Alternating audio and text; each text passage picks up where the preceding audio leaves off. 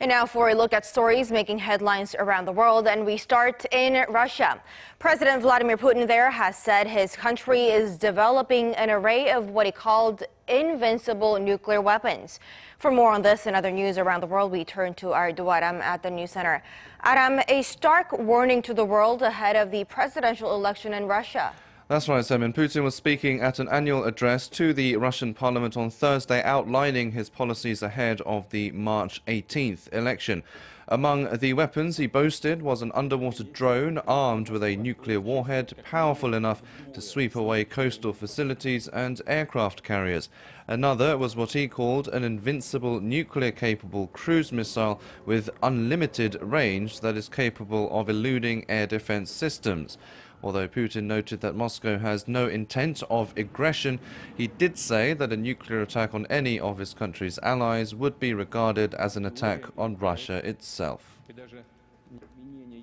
Any use of nuclear weapons against Russia or our allies, however powerful they are, we will treat as a nuclear attack on our country. The response will be immediate and with all the consequences.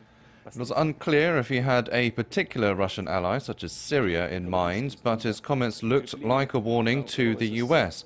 But Washington officials have cast doubt on whether Moscow has added any new capabilities to its nuclear arsenal beyond those already known to the US military and intelligence agencies. We're not surprised by the statements, and the American people should rest assured that we are fully prepared.